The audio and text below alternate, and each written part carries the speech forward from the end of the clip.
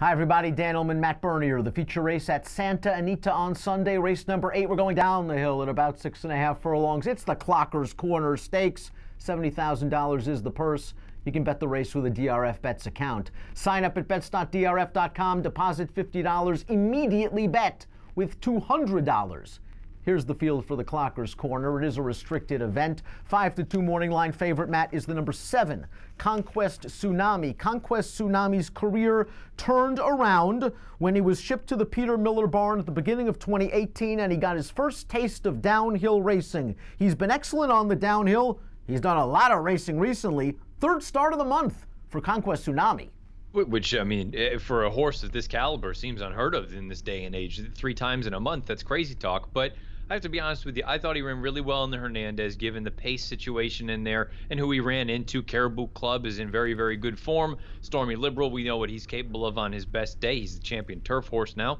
And the Palos Verdes, I don't hold it against the Connections for taking a chance there, because I feel like if he could prove that he could handle the main track, opens up a whole new sort of avenue for the 7-year-old. I don't think he ran poorly in the grand scheme of things, but I think he's better on the turf. And really, this race for me boils down to, if he makes the top, I think he's going to be tough. Class relief also the key. No Roy H's, no Stormy Liberals. That's the caliber of horse he's been facing in his last 4 races. I have to admit, I didn't love the Joe Hernandez, but boy, Sistron made him run hard for the first half mile in 42 and change. Conquest Tsunami was a little bit awkward with his lead changes in the stretch, but then he righted the ship and he was only beaten a length and 3/4. Now we look at the Timeform US pace projector. Conquest Tsunami is expected to outfoot Sistron to the lead yet again. I just can't imagine Tyler Bays going to the whip again on Sistron out of the gate as he did in the Hernandez. Sistron is in good form right now. Why can't they try to sit second and attack Conquest Tsunami? So the problem with Sistron that I've always had is it feels like if he doesn't get everything the way that he wants it, I don't know if he can win. He's a nice horse that's always right there, but it's hard for me to overlook 10 second or third place finishes from 21 lifetime starts. He's 1 for 10 at Santa Anita. He's 0 for 6 going down the hill. He's always right there, but to me, he is just one of those horses that he's more of a nibbler than a winner. And unfortunately, look, given the post positions, usually keep in mind, going down the hill, your first turn is right-handed, not left-handed. I think that's going to work to Conquest Tsunami's advantage, but I would be lying if I said I wasn't mildly concerned that Sistron could go up there and make life miserable for him on the front end again. And I really do believe that even though Sistron has not won a race in close to 2 years right now, that he's cycling back to his best form. I liked his race against law-abiding citizen 3 starts back when he hustled to make the lead and only got beat a nose. I didn't mind his Hernandez, considering that he was just going all out to try to push Conquest Tsunami, and he was still in it with a chance with 3/16 of a mile to go. I'd love for Tyler to just try to sit second and say, listen, maybe Conquest Tsunami's had too much racing, maybe we can inherit the lead. That's a lot of maybes. Let's talk about the closers if this pace is very fast, and the number 5, Hunt, might be the best closer in the race. A lot of folks forget, Matt, because Hunt had so much success in 2017, in 2018, at middle distance and even longer distance races, that when he first got good, it was going down a hill. Yeah, it really was. And the fact that they went to stretch him out, I immediately was like, look, you just got him good. What are we doing here? And well, guess what? Phil D'Amato knows more than I do. The horse got really good, and he won a number of races at a mile, even longer, to a mile and 3/8. And his recent form, I didn't love either of his races down at Del Mar. It left a lot to be desired. They said they were going to train him up to the Breeders' Cup. That didn't work out. He ended up missing that race, obviously. Now he's coming back here, and there's a part of me that thinks, as well as he's performed down the hill in the past, is this nothing more than a means to an end to get to whatever the next spot would be? Keep in mind, the Kilroe Mile's not that far off, and I do wonder if this is sort of just, let's get a race into him and have him primed and ready to go for that next start. I think that's a major fear, considering we have not seen him since August. And this might just be a starting off point. They'd love to see him finish. They'd love to see him gallop out great, and then they stretch him out next time out. But he's a very talented horse, and if he's ready, he could make life miserable for the speeds if the pace is fast. Really interested in Blended Citizen. The number 8, we haven't seen him since July the 14th, but this horse really did his best work. I know he won the Peter Pan at Belmont, but early in his career, the thought was he was going to be a turf horse. He won the Jeff Ruby Stakes on a synthetic track, and then after the Belmont, just things didn't go right. I like that Doug O'Neill gave this horse a break after 2 bad efforts.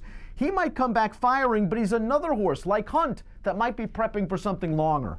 Yeah, I was going to say, for me, it's not even necessarily the turf that they're going to run with him here. It's just, you look at what he has done, it seems like he really finally hits his best stride in that final eighth of a mile in 9 furlong races. I think he's a long distance type, and it does make me wonder if this is just a race where you shake the rust off, get him a little bit of fitness, and you move on to some sort of longer race. Heck, I could see this horse and ultimately going 1.25 miles, 1.5 miles on grass. I agree with you. I think he is intriguing going forward as a newly turned 4-year-old. I just don't think this is the right spot. I think this is going to serve its purpose, though. Great claim by Mark Ladd of Eddie Haskell for $50,000 way back in April. The horse has won 3 out of his last 4 starts. He won easy last time out, beating a couple of these horses. He just perched 3 wide, turned into the stretch, and Joel Rosario was basically just hands and heels getting him home. It was very visually impressive. It was also at 5 furlongs. And when you go over his lifetime record, he just seems better suited to the 5 at Del Mar than the 6.5 at Santa Anita. A good trip could be coming just off the leaders. To me, that's really what it boiled down to. It's hard for me to ignore the fact that his 5/8 races are very, very strong, and his 6.5 furlong races, he just gets a little bit short at the end and loses ground. Going down the hill, you're right, he could work out a beautiful trip in here, and he's arguably in career form. I just don't know about this distance. Calculator won this race in 2018, but he was able to set an uncontested lead that day, and that's not available to him in this spot with speeds drawn to his inside.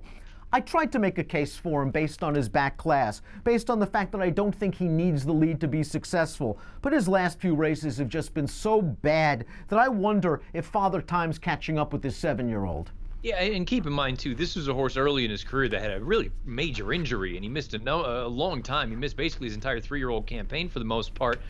Look, he really enjoys the downhill turf course. You brought up that Clocker's Corner last year. He was able to get out there, and he showed speed that really, until that point, he had never shown in his life. I'm going to be very interested to see where he's positioned here on this turn back. I would imagine he's coming from slightly off of it. I don't know that he's got 20-4 or 21-second speed left in the tank. I think he sits just off. If things go crazy, perhaps he can make a run.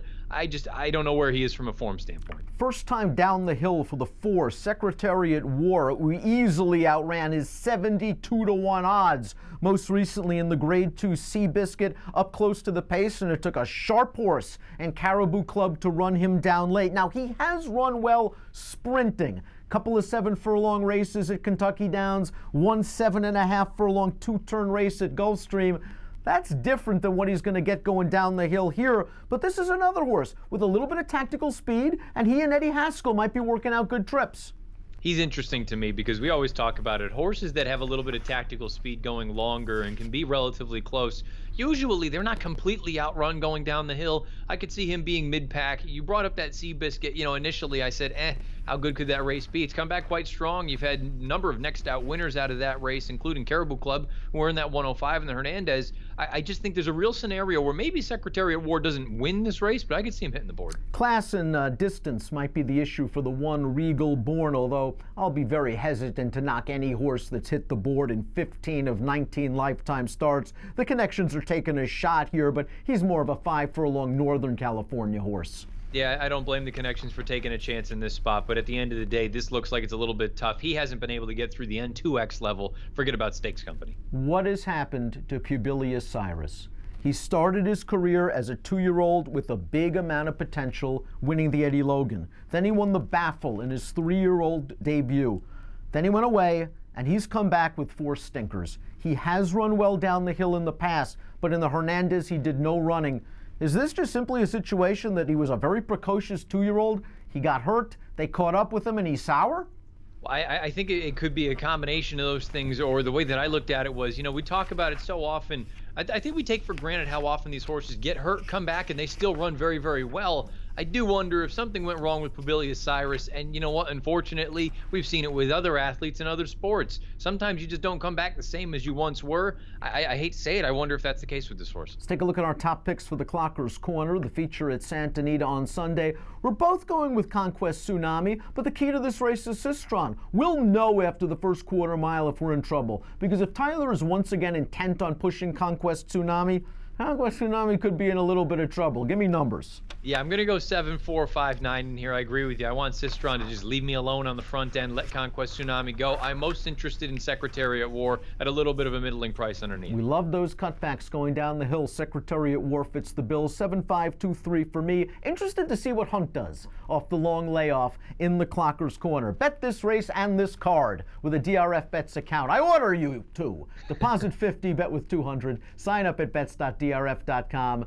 DRF Bets, ready, set, bet. Approximate post time for the Clocker's Corner, 3:30 Pacific. Best of luck.